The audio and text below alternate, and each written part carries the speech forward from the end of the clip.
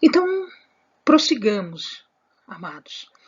Depois de nós vermos todas essas informações iniciais, de toda esta contextualização das epístolas de João, vamos ver o prefácio. E aí, do prefácio, nós já vamos aplicar muito do que nós vimos agora há pouquinho. Vamos lá? A primeira carta de João, ela está dividida em cinco porções, em cinco pedaços. O primeiro pedaço é o do prefácio. O segundo pedaço diz respeito à mensagem apostólica. E depois nós começamos a tratar das provas que a gente havia comentado antes com vocês. A primeira aplicação das provas, as três testemunhas e as três afirmações para fechar esta primeira carta, que é a carta mais dura, a carta mais profunda de João às igrejas da Ásia Menor. O prefácio, ele é composto dos primeiros 4 versículos da carta de 1 João. E aqui estão os versículos. Então, vejamos primeiro e depois a gente vai tratar dos aspectos mais importantes. Primeiro e segundo versículo. O que era desde o princípio, o que ouvimos, o que vimos com os nossos olhos, o que contemplamos e as nossas mãos tocaram, isto proclamamos com respeito ao Verbo da vida. Pois a vida foi manifestada, e nós a vimos, e testificamos dela, e vos anunciamos a vida eterna, que estava com o Pai e nos foi manifestada. Muito bem. Quero chamar a atenção nesse primeiro momento a estas duas colocações. No primeiro versículo, ele começa falando o que era desde o princípio. E depois ele fala, estava com o Pai. O que ele está dizendo aqui? Ele está dizendo da pré-existência eterna. Quer dizer que Jesus, o Verbo que se fez carne e habitou entre nós, ele já existia. E isso não é uma mensagem nova, não. João ele não está inventando nada em relação ao que era ou que deixava de ser. Ele não está criando uma história. Não, esse é o conteúdo original do Evangelho. Ele nunca mudou, ele sempre foi assim.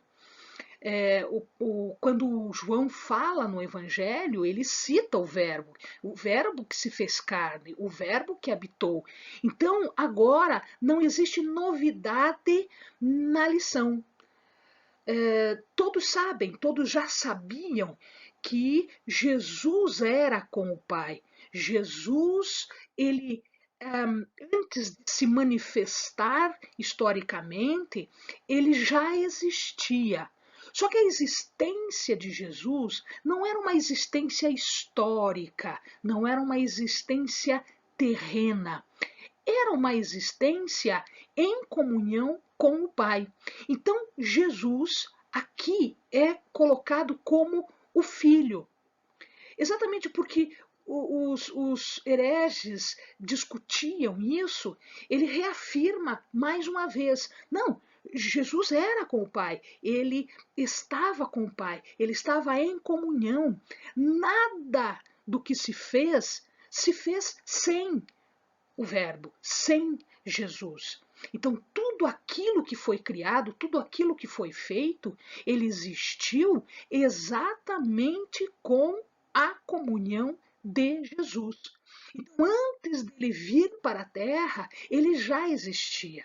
Então, eu tenho aqui uma noção de eternidade, de ser sem ser aplicado isso, esse ser, esse existir, sem aplicar-se a noção de temporariedade. Porque quando eu falo em eternidade, eu não consigo captar essa partícula temporal. Então, o que Jesus fez foi vir para a história, vir para a realidade e se manifestar historicamente. Isso é inquestionável. Paulo não questiona isso. E ele não cria essa história. Essa história, ela já existe desde tempos imemoriais. Os profetas já diziam isso. Os profetas já diziam que haveria de vir alguém, haveria de existir alguém. Então o filho já tinha esta comunhão com o pai? Sim, ele já compartilhava com o pai, ele já existia com o pai. Então existe uma pré-existência eterna. O que acontece agora é que você vai observar aqui, eu marquei outras expressões, porque eu quero chamar a atenção do leitor, agora, do amado, para outras circunstâncias. Então, agora o que eu quero que você perceba, ele fala o que ouvimos, quem ouvimos? Ele ouviu. Ele, o apóstolo, ele, o presbítero, não só ele, mas também todos os outros apóstolos. Mas é ele que está testemunhando e, portanto, é ele que precisa assumir esta posição de testemunho. Então, o que ouvimos, o que vimos com os nossos olhos, o que contemplamos, o que as nossas mãos tocaram, né? E aí ele fala, a vida foi manifestada. Nós a vimos e testificamos dela. Foi manifestada. Isso para combater aquelas heresias que a gente acabou de explicar para o amado. Tá? Então existe, além dessa pré-existência eterna, ou seja, a inegável divindade de Jesus, existe também a inegável humanidade de Jesus. Jesus era divino, é divino, porque ele ainda é, e ele era humano. Ele encarnou no sentido de se manifestar humanamente. Então ele era humano.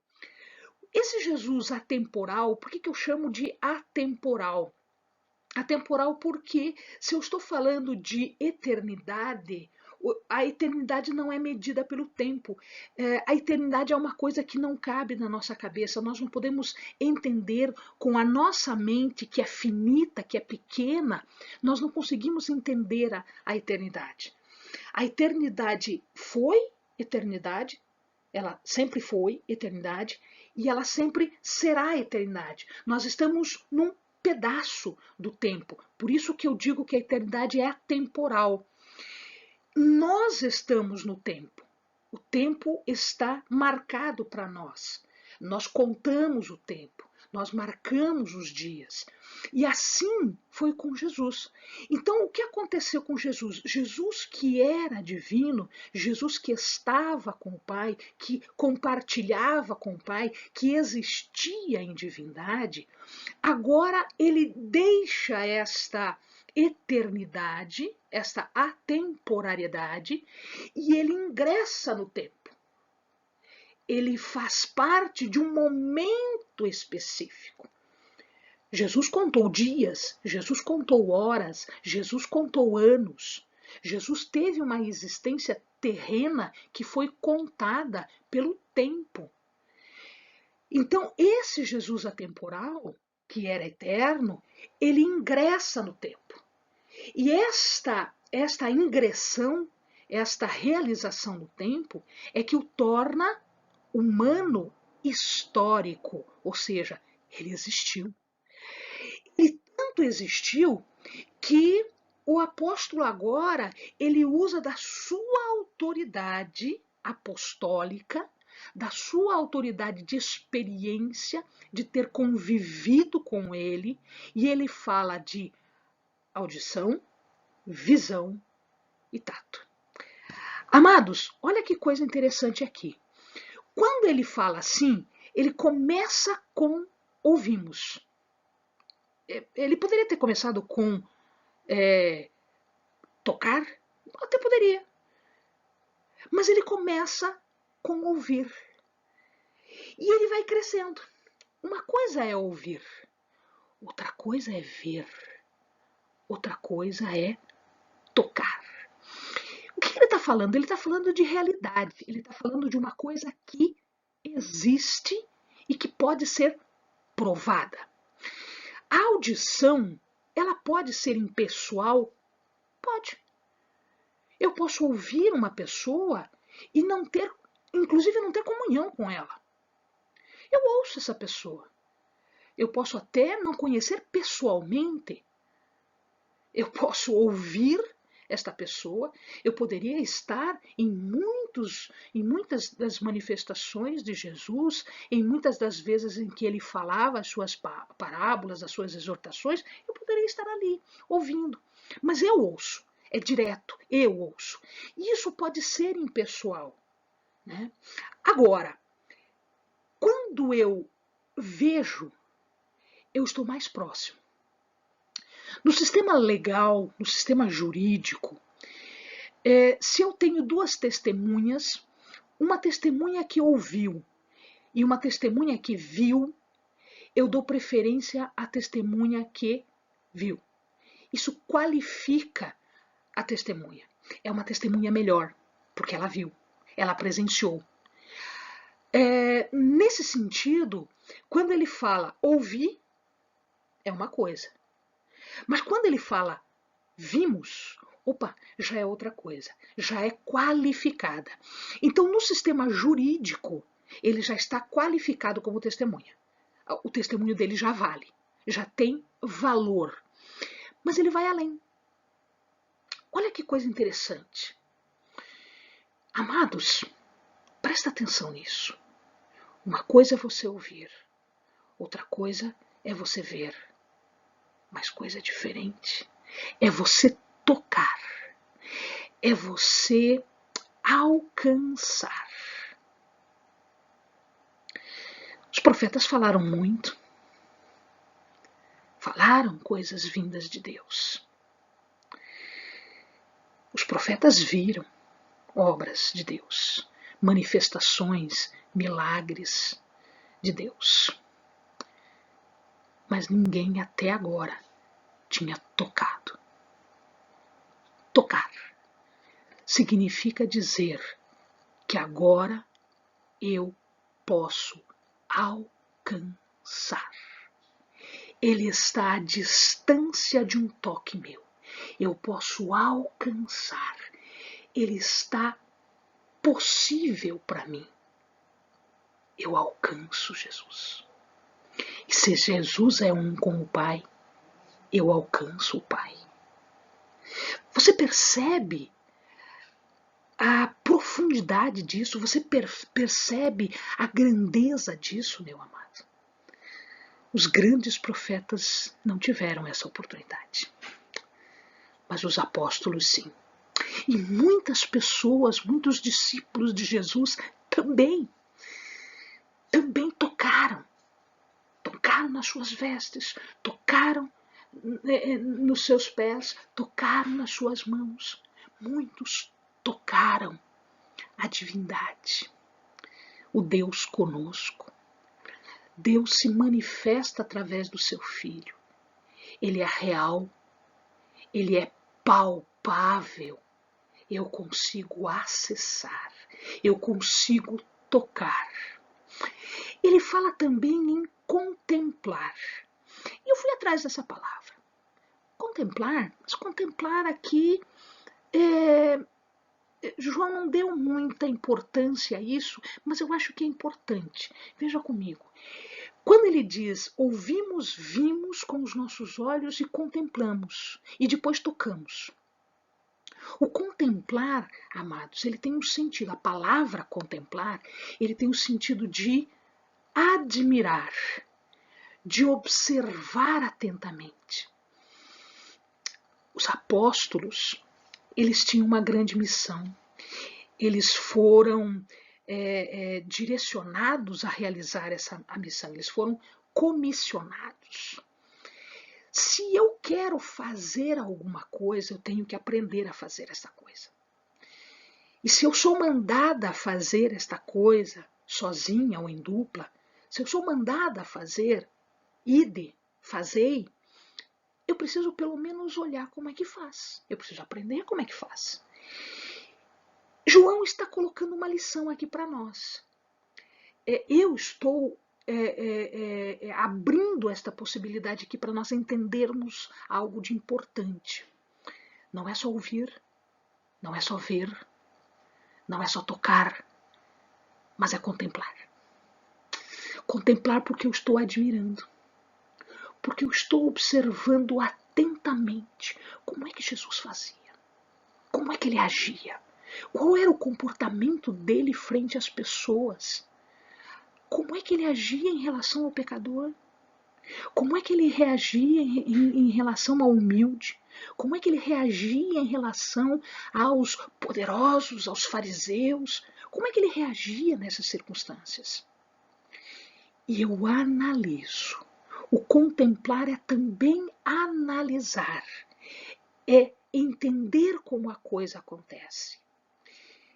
E João está dizendo isso, que essa manifestação histórica de Jesus deu a oportunidade para ouvirmos, para vermos, para tocarmos, ou seja, para acessarmos, para alcançarmos, mas deu a oportunidade também para analisarmos, aprendermos como fazer. E aí, quando o ID é dado, quando a comissão é dada, eu vou saber fazer. Eu já tenho experiência, eu já passei por isso. Então, essa manifestação histórica é colocada aqui, versículo 1 e versículo 2. Lembre-se que eu ainda estou no versículo 1 e no versículo 2. Agora veja lá, eu vou chamar a atenção de vocês para outras palavrinhas. Eu estou ainda no versículo 1 e no versículo 2. Isto proclamamos, testificamos, anunciamos. E agora eu vou falar aquilo que a gente já tinha explicado antes, fica mais fácil de entender. A autoridade de João para fazer essas coisas. Ele era apóstolo, ele conviveu, ele estava com, ele tinha comunhão, ele aprendeu, ele contemplou. Ele não só viu, ouviu, tocou, contemplou, comungou com a presença dele. Então, ele tem uma experiência. E essa experiência é pessoal. Amado, perceba isso aqui. Nós precisamos ter experiência com Deus. Experiência com Jesus. E essa experiência é dada de acordo com a comunhão. É ouvir, é ver, é tocar e é contemplar.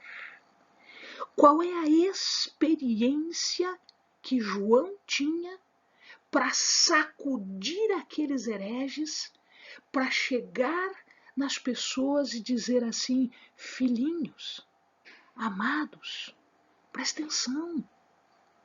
Por que eles iriam ouvir João? O que João tinha a oferecer para eles? João tinha autoridade. Se eu disse a vocês, e de fato existe, todos esses hereges ainda existem por aí, eles ainda estão por aqui. Nós convivemos com eles. E o que é pior, às vezes eles estão dentro das igrejas. Eu tenho gnósticos nas igrejas. Eu tenho serintianos nas igrejas. Eu tenho docentianos nas igrejas. Com que autoridade você vai falar com ele? João tinha. Mas João não está mais aqui. Com que autoridade você vai falar as coisas? E com que autoridade você vai colocar as coisas para que as pessoas te escutem? Para que as pessoas parem e vejam: puxa, eu acho que ela tem razão. Eu acho que ele tem razão. Que autoridade é essa que você tem? Você não é mais, não pode ser mais, uma testemunha ocular. Porque o Jesus histórico não está mais aqui. Ele já subiu aos céus. Ele está lá, à direita de Deus Pai. Deus Pai. Mas eu posso ainda ter experiência? Sim, eu posso. É óbvio que sim. É lógico que sim. Esta experiência ainda é válida. Não diretamente no sentido físico, mas diretamente com no sentido espiritual. Eu ainda posso ouvir a voz de Jesus. Eu ainda posso ver os milagres dele na minha vida e na vida dos meus. Eu ainda posso alcançá-lo. Eu ainda posso contemplá-lo. Portanto, eu ainda posso ser uma testemunha. Eu ainda posso demonstrar experiência pessoal na comunhão com Deus. É isso que ele vai colocar daqui para frente. É isso que ele vai falar dessa comunhão daqui para frente. Então, amado, presta atenção, fique esperto, fique ligado.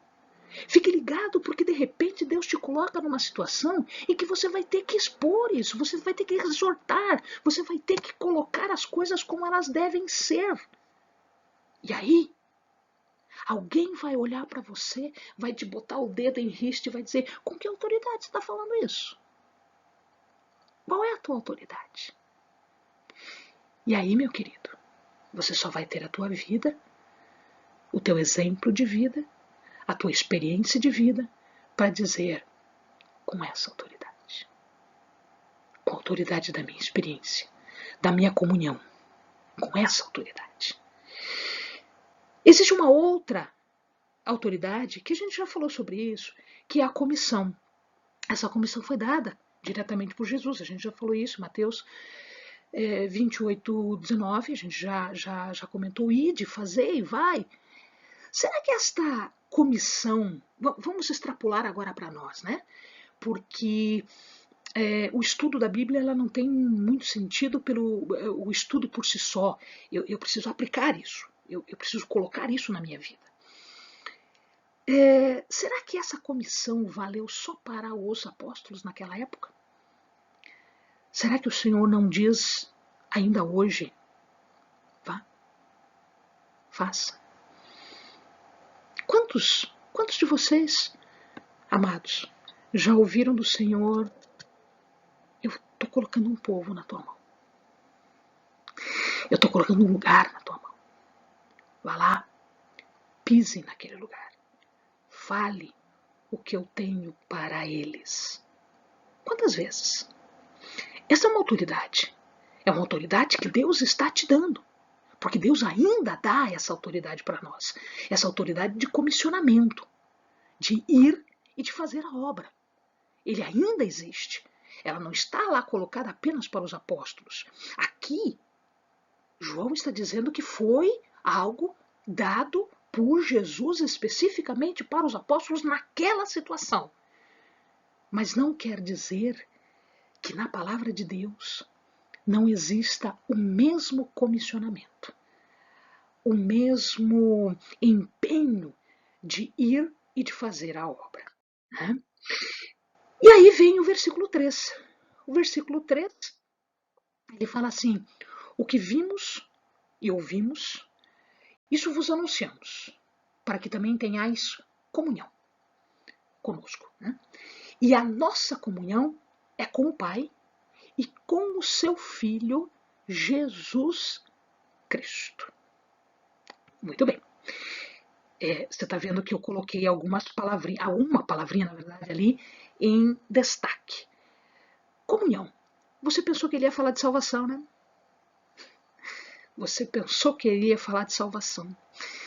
Só que, meu amado, João está mais longe. João já foi, já está além. Se você está pensando na salvação, você está perdendo um pouquinho de tempo porque ele já chegou em outro ponto. Além da salvação, existe a comunhão. Salvação é um ponto. Comunhão é outro. A comunhão vem depois da salvação. Então aqui, ele não está falando o que vimos, ouvimos, vos anunciamos para que tenhais salvação. Não, a salvação ele já tem. Ele já tem a salvação. A salvação já está dada. Eles já creram. Já existe salvação. Agora eu preciso do segundo passo, que talvez seja um passo mais importante e mais difícil. É a comunhão. O que é essa comunhão que ele está falando? Será, hein? Comunhão quer dizer estar junto com. É uma união. É um entrelaçar de vidas e de comportamento. Então o que ele está falando aqui é que ele está escrevendo isso para que você tenha santidade. Salvação você já tem. Você só precisa cuidar para não perder. Mas você já tem. Então agora é preciso ter comunhão. Como assim? Santidade. Porque andar com Jesus, andar na luz de Deus, é andar em santidade. É andar retamente. É andar corretamente. É participar dos mandamentos. É participar daquilo que nos é dado saber, conhecer e praticar. Meu amado, quando eu tenho comunhão, eu tenho agora uma participação com Deus. Em quê? Na graça de Deus. Porque se eu tenho comunhão com Ele, eu compartilho com Ele, eu participo com Ele da graça. Óbvio, da salvação. E além disso, da completude e da habitação do Espírito Santo. Porque aí eu sou completa. Não está faltando nada em mim. Porque tudo que faltava em mim está sendo completado agora pela obra de Cristo e pela obra do Espírito Santo, que compartilha comigo e que me ajuda, me auxilia, me consola, me exorta. Então eu tenho agora, amado, comunhão, que é muito mais do que a simples maneira de dizer, mas que a inicial, melhor, a palavra é melhor, que a inicial salvação. Então, a salvação é o primeiro passo, mas não é o passo final. Eu tenho que ir além, eu tenho que continuar andando. E para continuar andando, eu preciso de comunhão. Eu preciso de santidade. E aí, o último versículo desse prefácio. Ele me diz assim: estas coisas vos escrevo, para que a nossa alegria seja completa. Aí você vai pensar, mas alegria, ele nem é alegria. Poxa, ele poderia dizer tanta coisa, por que ele está dizendo alegria? Alegria, meu amado, é o nosso passo final. A alegria é a nossa completude. Então a lógica aqui de João é que o objetivo agora, esse agora, é que eu estabeleça uma comunhão, eu estabeleça um padrão de vida. Qual é esse padrão de vida? O padrão de vida é o padrão divino, é o padrão de santidade.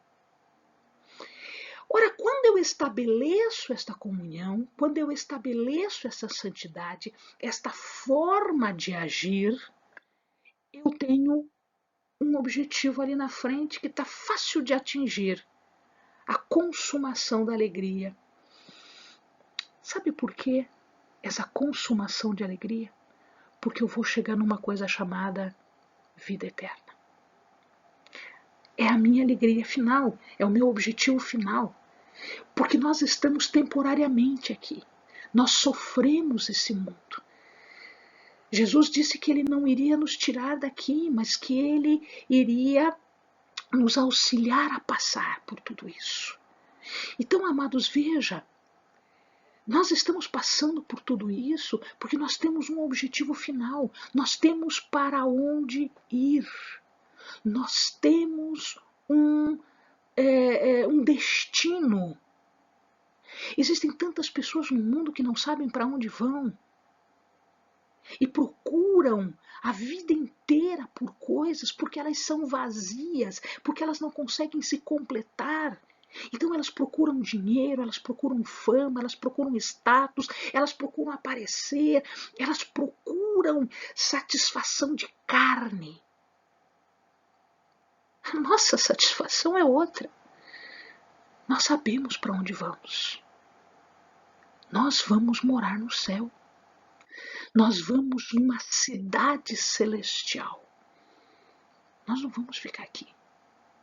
Porque esse lugar aqui, nós não pertencemos a ele. Nós sofremos esse mundo. Mas enquanto nós estamos aqui, nós temos um objetivo agora. Qual é esse objetivo agora? Andar em santidade, andar em comunhão. Por quê, amado? Porque nós sabemos para onde vamos. Porque nós vamos para além desta vida terrena. Nós vamos para a vida eterna. Nós vamos para Jerusalém celestial. Nós vamos para uma cidade de ouro e prata, com ruas toda enfeitadinha. Mais importante, na presença eterna de Deus. Então, se nós tivéssemos que resumir esses 4 primeiros versículos do prefácio da carta de João, tem uma coisa maravilhosa aqui, tem uma coisa fantástica aqui. Ele está proclamando. Proclamação é clamar em alta voz, é espalhar, é não ter vergonha de dizer, é isso. Não interessa o que esses hereges estão falando, é tudo besteira, tudo balela, é tudo para enganar você, é tudo para te tirar do foco. Eu proclamo a vocês, diz João, que existiu aqui na Terra, manifestado historicamente, um Jesus. Ele existiu, eu toquei nele. Ele era humano, sim, ele existiu. Mas ele não era um super-humano, ele não era um humano legal, ele não era um humano gente boa, ele não era um humano sábio, o melhor humano. Não, ele era um humano divino. Ele era um humano filho de Deus. Ele era um humano Cristo, com uma missão messiânica. Ele veio aqui para nos salvar e nos levar em comunhão, a comunhão que ele tinha com o Pai, lá nos céus. Ele veio dizer aqui, é possível, vamos junto, vamos para lá, vamos fazer essa comunhão lá dentro dos céus, lá da cidade celestial, vamos lá. O Cristo, com esta missão de salvação, de resgate, ele veio nos resgatar, ele é filho de Deus. Então ele tem uma natureza humana, Jesus, e ele tem uma natureza divina, filho de Deus, com uma missão messiânica, o Cristo. E isso, para quê? Para uma alegria plena. O que é essa alegria plena? A vida eterna. Entendeu esse prefácio? Ficou muito mais fácil agora, né? Aguarda só que tem muito mais quando nós continuarmos nesta segunda parte da primeira carta de João para nós. Vamos lá? Vem comigo.